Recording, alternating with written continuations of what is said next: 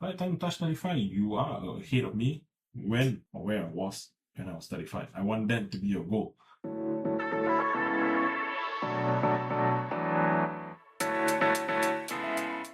Hi everyone, welcome back to the video series TFSA, where we talk about all things TFSA. Today we'll talk about where and how you can start your TFSA journey, alright? So first things first, before we dive deeply into the topic, let's talk about some TFSA basics, alright? Before you can start your TFSA journey, number one, you gotta be 18 years old in most provinces in Canada. Number two, you gotta have your social insurance number, which is your SIN. Number three, you gotta be a tax resident of Canada. There are two pathways to this topic. Number one, if you grew up here, let's start with that. If you grew up here and you turn 18 this year, you get $7,000 contribution room as per the CRA website. Always check. If you turn 18 last year, you get 14,000 as for this year. If you haven't started your journey, all right. If you turn 18 5 years ago, then you just add up from 2020, you add up to 2025. That's your total contribution room as for this year. Number two, if you are an immigrant like me, okay, for example, if you landed in Canada this year, right now, you'll get 7,000 contribution room this year. Regardless if you are 35, 37, it is because this is your year one in Canada. Then you start with the first contribution room, which is 7,000 as per 2026. Okay, so the next thing we want to talk about is, of course, deposits, withdrawals, and over contributions, right? Deposits, as I mentioned, your deposit must only be within your total contribution room. So you got to keep track of that. Of course, CRA has a number on it on your My CRA, but don't take that as the gospel, because banks report your deposit numbers whenever they want. All right. So it's always good to have your own Excel to track your deposits, your withdrawals, so that you do not over contribute into your TFSA. Any over contribution will cost you 1% per month until you take out the money.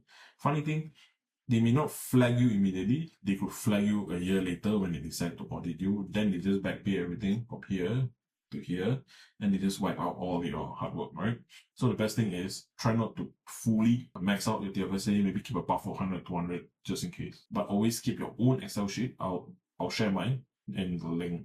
There's a link in the description below, so that you keep track, not to over contribute your TFSA. You don't want to get flagged for that. Another thing about TFSA is, I know we are all very eager in this hard economy. We want to invest, grow our money fast. Number one, crypto is not allowed in TFSA, so that's a big no-no. Don't do that. I think you can't even do that. Number two, your TFSA, tax-free savings account, or it's an investment account, it's not your day trading account, right? Do not day trade in your TFSA. All right, there's a case. I don't know whether I can get the article. I'll link it below. There's a guy who used his TFSA. He made bank, all right? He made about 600,000, in gains. Then next thing you know, CRA is like, hey, you've been day trading on this. So whatever day trading, if they flag you for day trading, whatever gains you have in your TFSA, it's not tax-free anymore. It will be taxable and it will rain hell on you, all right? So, but given that we are all starters early, right? I doubt we have the full capacity to fill the TFSA contribution room. Well, unless you got a trust fund somewhere that pass on to you, then you'll start your own. But always time, make sure you keep track of your deposits, your withdrawal, and if redeposits, right? So it doesn't overflow. If it overflows, then it's going to be a bad day for you when the time comes, when you'll be audited, all right? Where to start your TFSA journey? All right, I think I've spoken in the first episode of the series. When I came to Canada, I opened my TFSA in Scotia Bank, because that was my big bank. I started off with mutual funds. You can go through the mutual fund route if you are very scared, no confident to get started with that. A banker or a financial advisor always help you with that, right? The money will grow, because a lot of people will say mutual funds, because the management fees are high, you don't earn as much, because it's all factored in. But given my experience, when market is booming, the money is still growing very, very well.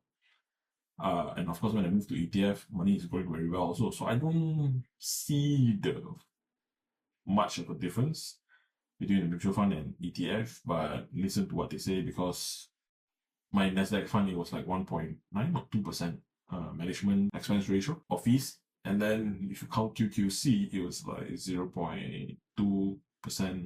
So it's a lot of difference, right?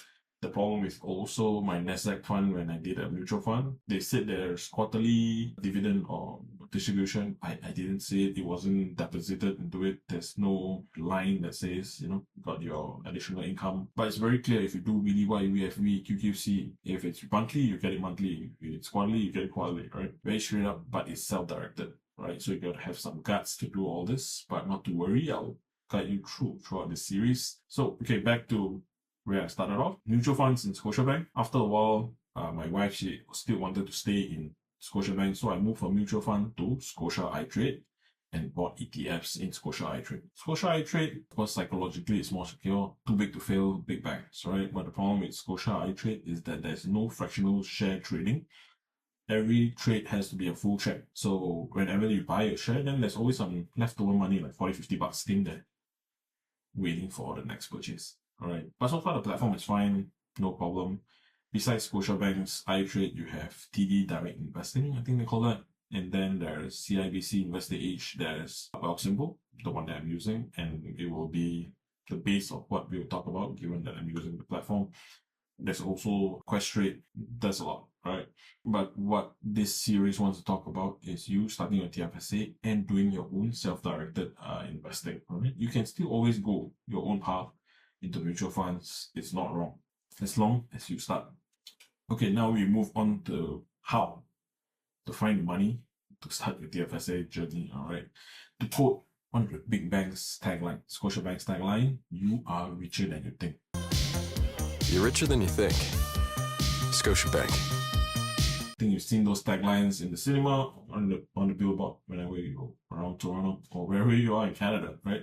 So the thing is, we have the money, right? Whether it could be allowance from parents, working part-time, or money parents send home from your homeland for you to spend, right? We all have the money, we just don't spend wisely, right? Number one, lifestyle, coffee every day, bottled water, right? Eating outside all the time. So those are the things where we can actually slowly pinch and cut, and then you create a small bank of money which you can start for your savings, right?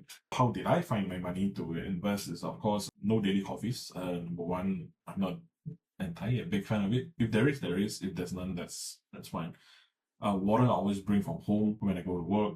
Food, I will cook for my lunch and dinner. I'll eat the same thing.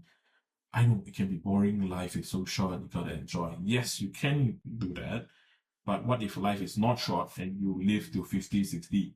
Do you still want to work to 70, 80 because you have not your own savings? Because there was a video about some white people, because it was a Canadian American, people who are working till 80 or 90 years old, then they interview them. Why? Why are you still working? Some of them, they are lonely, fine. Some, she was like, I'm a very happy-go-lucky person. When I was young, I did not think about savings and investments. So naturally, it's hand to mouth, right? Hand to mouth to 80 years old. So if you want that kind of life, it's fine. You go on, you go ahead. But I think a lot of us, we want to retire or at least not hustle all the way till we're 80, right? But then again, life is changing. I don't know where I'll be 30 years from now. But anyways, that's why it's always good to start investing now. Suffer now, enjoy later. You can still enjoy in between, just budget properly. Alright, small things like coffee, bottled water is negligible, you can. The next thing I do to save money is, of course, to look at flyers like Loblaws or whatsoever. See what's on sale. If beef is cheap, then that week. Pork is cheap that week. If certain vegetables are cheap that week, that's what I'm eating. So if you zoom out, it's like, okay, Loblaws or whoever is telling me what to eat every week. Yeah, I can say that. The corporations are telling me what to eat because whatever that's cheap that week, then I'm eating that for the week, plus and minus some certain stuff which I want to eat. Alright. So as you save bit by bit, coffee by coffee, right? So let's say you're a person who takes $2 coffee every day. So if you take that out of your daily routine, you have $2 a day to save. 20 trading days in a month, it is $40 that you can put aside. $40 you can put aside into VDY or any ETF. It's a start. The end goal is to, of course, be wealthy, be comfortable in your goal. But the very core of this video is to tell you to start good habits, to start investing. So when you anchor these habits into you, then as you grow older, as you earn more, hopefully the investment creep is higher than your lifestyle creep. Of course, there's a lot of calculators and some other videos online will tell you the power of compounding. You start now, even with a small amount versus a person like me, 37 now. I started with 35, 37 now. I started late because I landed here late. I restarted my whole wealth building here. It's very different. I want you to be ahead of me when you're 35 years old, alright? I don't want you to be lagging and still be clueless when you're at my age, because that's a 10 years game. Let's say I'm talking to some of my people who I manage to convince, they're 27, 25, 23, 22, 10, 12, 15 years in junior, right? So I'm giving them and I'm giving you a head start to start your investment journey, no matter how small it is. $40 a month, $100 a month, $50 a month. By the time you save, and if you increase bit by bit, by the time you touch 35, you are ahead of me when or where I was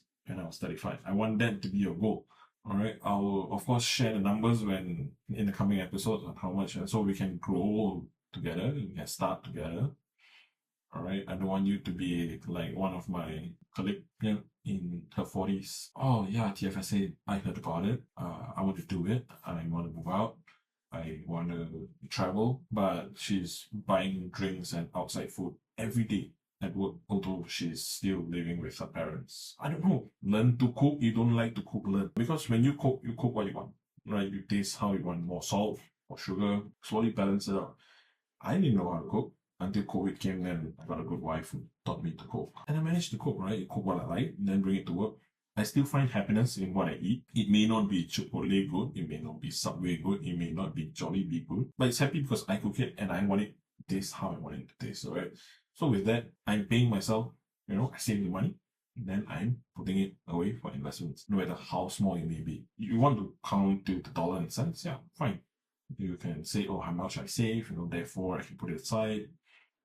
That is how it should be. So I want you to start by going to an Excel sheet, list down your expenses, your daily expenses actually, then see what you can cross out, what you can reduce from daily to maybe once a week. Let's start small, right? Because I know the younger generation, life experience is very important, right? So I don't want you to give up on that, to live very old person style, very poor man style. I kind of push it a bit further. Even my wife gets annoyed by it. I talked to her about investment, then she's like, so I don't want you to be like that as well. I want you to start small, start putting it in, alright? Put in the work. Then when you start this habit, you are gonna love yourself for it. For all intents and purposes, I'm using Wealthsimple at the moment, and moving forward, I think most of the series will talk things from a Wealthsimple perspective, because it's easier for me to show where I'm at. I'll put my invite link in the description below if you want to start Wealthsimple. After your first deposit, you will get 25. I will get 25 as well. Alright, so 25, that's your first month's contribution. It's a good way to start investing, alright? But of course, don't listen to what I say wholeheartedly or any creator on the internet, alright? You listen to us, alright? Do your own reading, compare. If it makes sense, then only execute, alright? Don't blindly follow, because you may be listening to the wrong person, alright? I may not be 100% correct. I don't want you to go and chase some stock to be rich. I just want you to start investing, alright? $10, $20 a month, $10 a day, or $10 a week. That is all for the video today. And I'll be talking about some other stuff, maybe my success stories with some of my friends that I managed to get them to start the TFSA, or I'll talk about my portfolio. I have not come up with the content, but I'm sure to update you guys as soon as possible. So thank you for watching for now, and I'll see you in the next one.